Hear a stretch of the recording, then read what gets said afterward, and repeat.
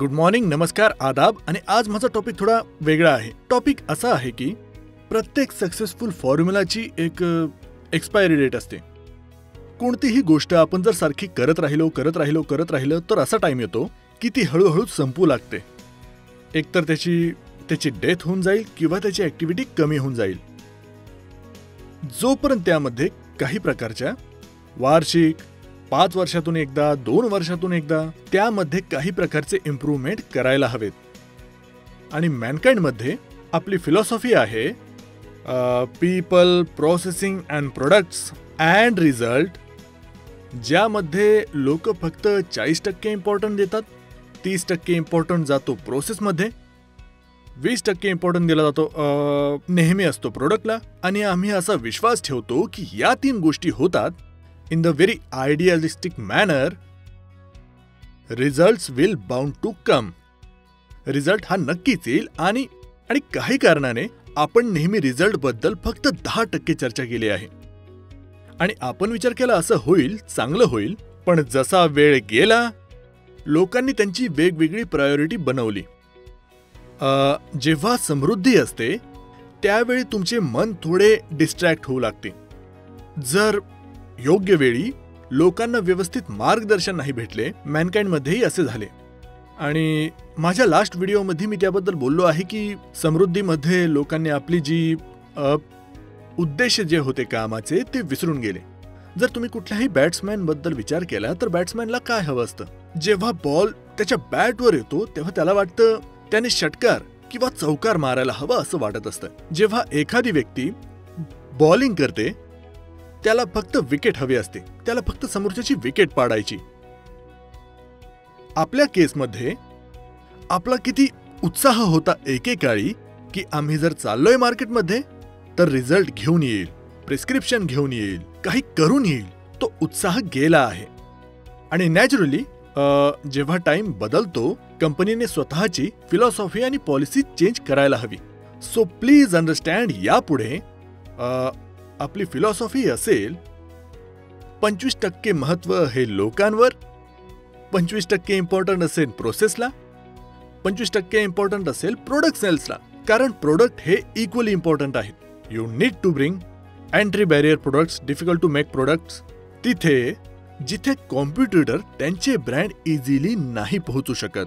काही ना काही आपल्याला असं करत राहावं लागेल आपल्या प्रोडक्टमध्ये. भूतकाळात आपण हे केलं आहे, आपला हेतू दाखवला आहे, आपण करून दाखवलं पण आहे.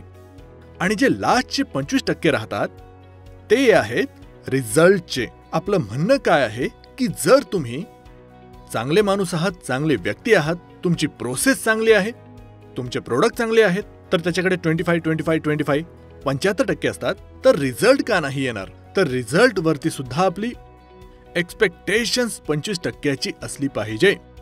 हे येणाऱ्या काळात या फिलॉसॉफीवर आपण सर्व काम करू. आजपासून हीच आपली अपेक्षा सुद्धा ठेवू. मॅनकाइंडमध्ये काही महिन्यापासून आम्ही कठोर पावले उचलत आहे अगेन्स्ट 2-3 काइंड ऑफ पीपल. त्या लोकांच्या विरुद्ध आम्ही खूप कडक पावले उचलले जे करप्ट होते, जे इनइफेक्टिव्ह होते. कारण करप्ट आणि इनइफेक्टिव्ह मी सारखे मानतो.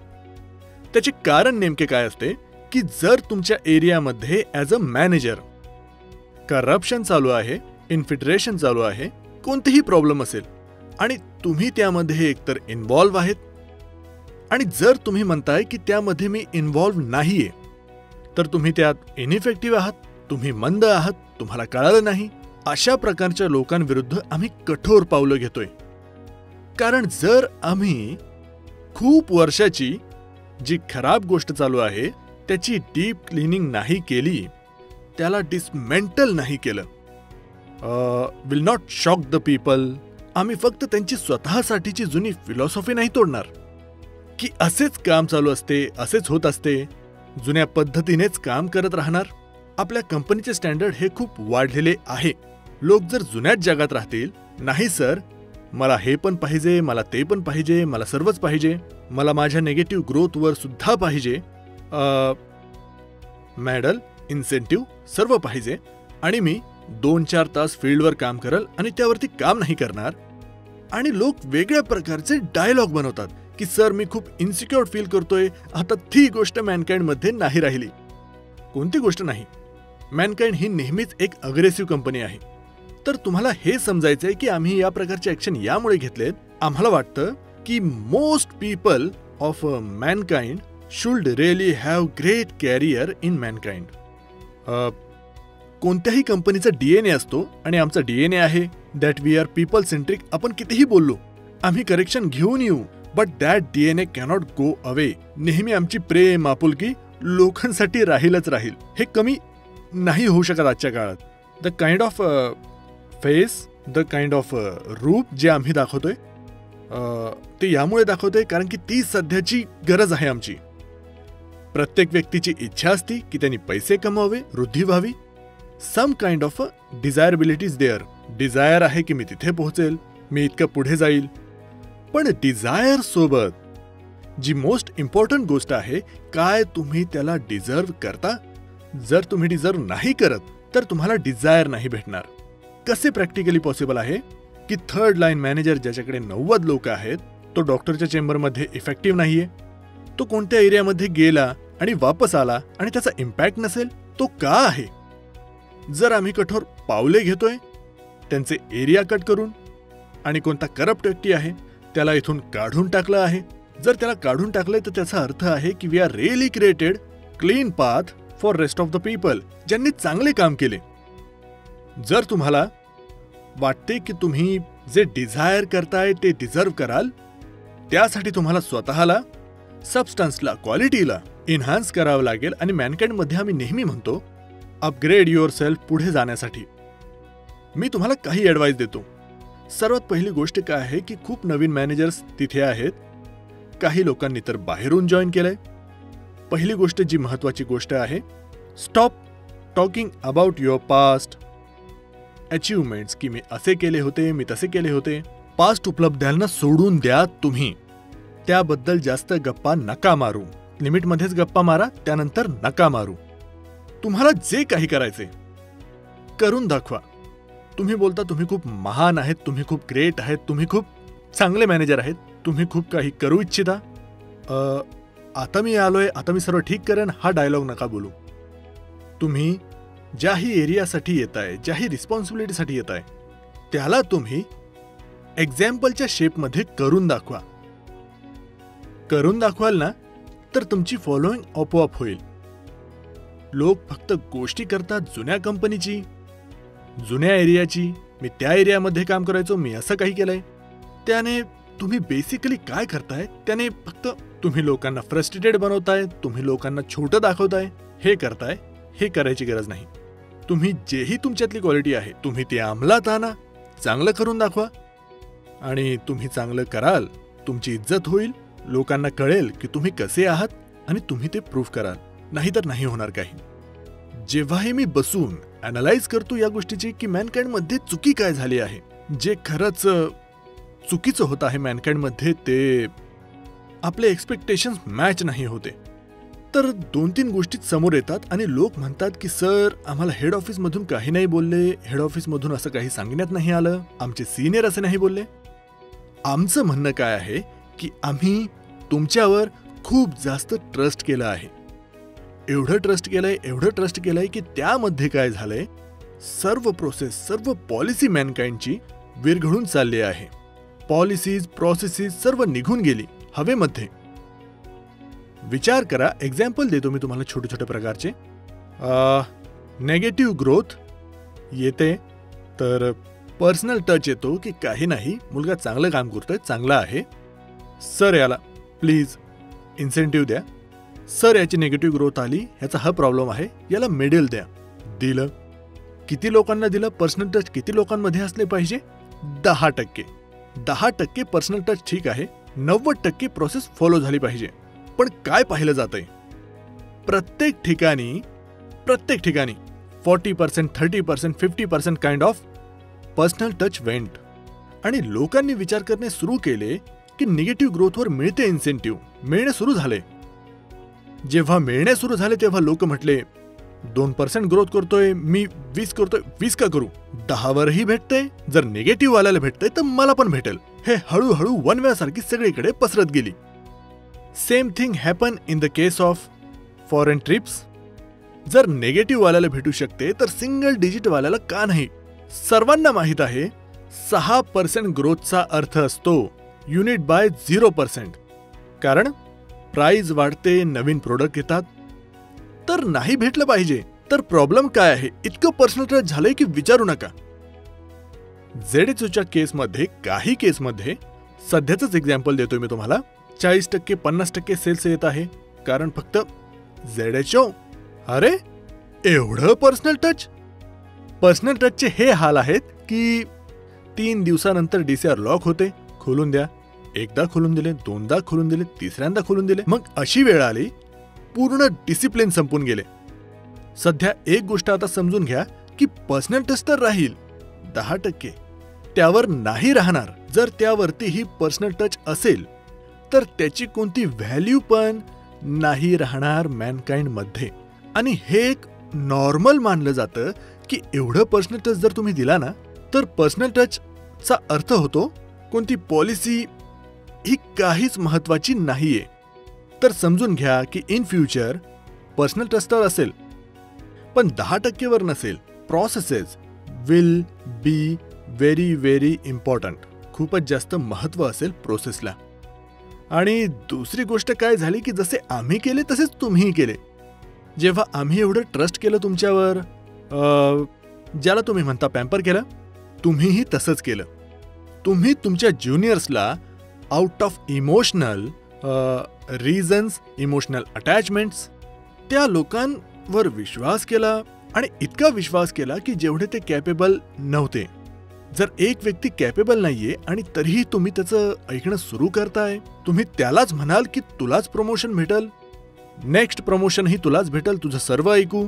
तर त्यात काय होत असते, जर तुम्ही त्या लोकांवर ट्रस्ट केलं जे केपेबल कमी आहेत पण लॉयल जास्त आहेत तुमच्यावर, तुमचे लॉयल जास्त आहेत, मग पुढे काय होते? कारण ते कॅपेबल नाहीत. तुम्ही लॉयल्टी स्तर तर वाढवलाय की हे काम करायचंय, ते काम करायचंय, आणि त्यांनाही या गोष्टीचा भरोसा होता की तुम्ही त्यांच्या विरुद्ध ऍक्शन नाही घेणार. तर काय होते, आधीच ते कमी इफेक्टिव्ह होते आणि लॉयल्टीच्या आणि तुमच्या सोबतच्या अटॅचमेंटमुळे त्यांना समजलं की तुम्ही त्यांच्या विरुद्ध ऍक्शन घेणार नाही, तर त्यांची इफेक्टिव्हिटी अजूनच जास्त खालावत जाते. जर माझ्याजवळ 5 माझे इमिजिएट ज्युनियर्स आहेत, मी जे काही करेन ते त्यांच्या थ्रूच करेल. ते माझ्यापेक्षा 5 पट जास्त जातील ज्या एरियात जातील.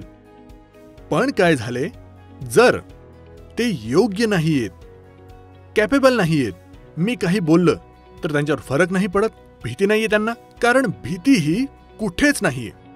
मी काहीही केले तरी माझा सिनियर काही नाही करणार, हे विचार होत आहेत.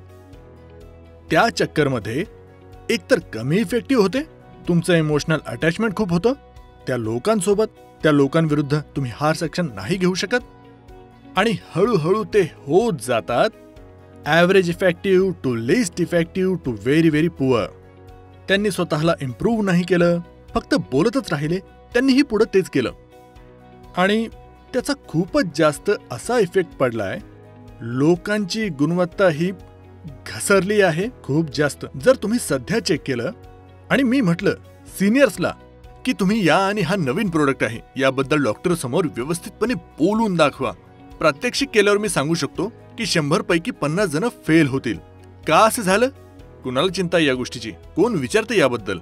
पण यापुढे असे होणार नाही. जसं आपण सध्या केलंय. काय केलंय? डिसमेंटल पीपल 2 कारणासाठी काढून टाकलं. ते इनइफेक्टिव्ह आहेत, ते करप्ट आहेत. नेक्स्ट टाइम जे आपलं पुढचं काम असेल, लोकांना बोलून बोलून चेक करेल त्यांची कशी डॉक्टरच्या चेंबरमध्ये कन्व्हर्सेशन आहे, काय करत आहे, कशी नॉलेज आहे. कारण फ्युचरमध्ये हे होणार आहे. जर मॅनकाइंडला ग्रो करायचं असेल 3 गोष्टींवर काम करावे लागेल. नंबर 1, आपले लोक खूपच इनइफेक्टिव्ह कम्युनिकेटर आहेत. त्यांची मॅनेजमेंट स्किल खूप उत्तम आहे, मार्केटिंग स्किल खूप उत्तम आहे, आपले प्रोडक्ट्स खूप चांगले आहेत, त्यांना आपण नेहमीच अपग्रेड करतोय. आम्ही कितीही अपग्रेड केलं तुम्हाला तरी तुम्ही अपग्रेड होऊ नाही शकत जोपर्यंत तो आवाज तुमच्या आतून येणार नाही. आणि हा आवाज तुमच्यात तेव्हा येईल जेव्हा तुम्हाला या गोष्टीची भीती असेल की जर मी इम्प्रूव्हमेंट नाही केलं तर कंपनी मला पाहिल आणि माझ्या विरुद्ध ऍक्शन घेईल. प्लीज अंडरस्टँड हे पुढे होणार आहे. So please start upgrading your self. असं नाहीये की तुम्ही फक्त नॉर्मल काम करताय, स्वतःला इम्प्रूव्ह नाही करत आहे तरी मॅनकाइंड मध्ये असाल. नाही सर, हे कधी होणार नाही. मी हे का बोलतोय? तुमच्या चांगल्या भविष्यासाठी मी हे बोलत आहे. जर मी तुम्हाला गोड गोड बोललो, उद्या वाईट काळ येईल आणि तुमचा जॉब जाईल, हे चांगलं आहे की हे चांगलं आहे की मी तुमच्यासोबत आज कठोर राहील आणि जेव्हा वाईट काळ येईल तुम्ही खूप जास्त तयार असताल आणि तुम्ही त्या वाईट काळातही प्रोग्रेस करताल. मी नेहमी निवडेल दुसरा रस्ता. आधीपासून तेच केलंय. भविष्यात तुम्ही पाहाल की आम्ही ऍक्शन घेण्याचं धाडस करतोय इनइफेक्टिव्ह आणि करप्ट लोकांवर. जसे तुम्ही करताल तसे तुमचे ज्युनियर करतील. मला नेहमीच मेडिकल रॅप बद्दल सहानुभूती आहे, म्हणून मी नेहमी म्हणतो मेडिकल रॅप तेच करतात जे त्यांचे मॅनेजर शिकवतात. म्हणून मी मेडिकल रॅप विरुद्ध बोलत नाही. पण जे लोक यानंतरही मेडिकल रॅप यानंतरही स्वतःला चेंज नाही करणार, तर तुम्ही समजू शकता काय होईल. जर तुम्हाला वाटतंय तुमच्या सिनियर विरुद्ध ऍक्शन होतंय, तर हे उदाहरण सेट होतंय. जर सिनियर विरुद्ध ऍक्शन होऊ शकते आणि तुम्ही इम्प्रूव्ह नाही करणार, तर तुमच्या विरुद्धही होणार मित्रा. एक लिमिटेड तुम्हाला अपॉर्च्युनिटी भेटती. So please understand the message of the company. If you are progressive, upgrading, futuristic personality, right, this is a great company. नाहीतर तुमची मर्जी. शेवटी व्हिडिओचा शेवट मी एका गोष्टीने करतो. ही एक अशा माणसाची गोष्ट आहे जो हत्ती विकत घेतो. एक माणूस होता, त्याच्याजवळ एक हत्ती होता आणि तो हत्ती खूप खूप छान होता. तो आपल्या मित्राला सांगतो की जेव्हापासून मी हा हत्ती घेतलाय तेव्हापासून माझी लाईफ खूप सॉर्टेड आहे, माझी मुलं खूप खुश आहेत. ते हत्तीवर चढतात, खेळतात, मस्ती करतात. तो हत्ती आल्यापासून असं झालंय की माझी जी बाग आहे तिथे मला माळ्याची गरज नाही लागत, कारण की हा हत्तीच सर्व खाऊन घेतो. झाड कापणं, झाडाची क्लिपिंग करणं त्याचीही गरज नाही, तोच करून देतो. माझी पॉप्युलरिटी एरियामध्ये एवढी वाढली आहे की सर्वांना माहिती आहे हे हत्तीवाल्याचं घर आहे. कधी कधी घरी पाहुणे येतात तर ते म्हणतात हत्तीची स्वारी करायची, मी ती करून देतो. यार, जेव्हापासून हा हत्ती आलाय ना, जीवन किती संतुष्ट आहे विचारू नको. त्याचा मित्र म्हणतो, यार हा हत्ती मला दे, तू कितीचा घेतला होता? मी तुला 20 लाख देतो. तो म्हणतो, नाही राव, हा हत्ती तर माझ्या मुलासारखा आहे, मी विकूच नाही शकत. त्याचा मित्र म्हणतो, राव माझ्या मुलाला खूप गरज आहे, हा हत्ती तू मला विक, मी तुला 30 लाख देतो. 10 लाखाला घेतला होता ना तो हत्ती. तो म्हणतो, ठीक आहे राव, तू माझा चांगला मित्र आहे, मी तुला हत्ती देतो. तो 30 लाख रुपये घेतो आणि हत्ती देतो. काही दिवसानंतर दोन्ही मित्र पुन्हा भेटतात.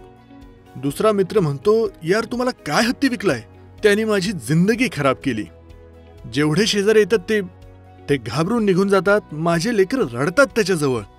पूर्ण माझा लॉन उद्ध्वस्त केलाय, माझे झाड खाल्लेत. जेव्हापासून हत्ती आलाय माझे जीवन खराब झालंय. तर पहिला मित्र ज्याने हत्तीला विकलं होतं दुसऱ्या मित्राला म्हणाला, या ॲटिट्यूडने ना तू पुढे नाही विकू शकणार ह्या हत्तीला. तर या गोष्टीचं तात्पर्य काय आहे? जो तुमचा ॲटिट्यूड असतो तोच पुढे पास ऑन होतो. तर ऑल ऑफ यू, तुम्ही फक्त हा विचार करताय की हे कठोर ॲक्शन झालं, ते कठोर ॲक्शन झालं, हे चूक आहे, ते चूक आहे. या ॲटिट्यूडनी तुम्ही इम्प्रूव्ह नाही करू शकणार. आणि जेवढेही ॲक्शन झालेत ते उत्तम झालेत. आणि खरं सांगायचं तर भरपूर लोक खूप खुश आहेत. So I wish you amazing year ahead. तुम्ही उत्तम इन्सेंटिव्ह कमवा जर तुम्ही ग्रोथ आणली, तर तुम्ही उत्तम मेडल घ्या जर तुम्ही ग्रोथ आणली. तुमचे रिझल्ट्स मोजले जातील with 75% activity, 25% people, 25% processes, 25% products and 25% results. Have a amazing attitude. All the best. Good luck. Take care. Bye bye. See you.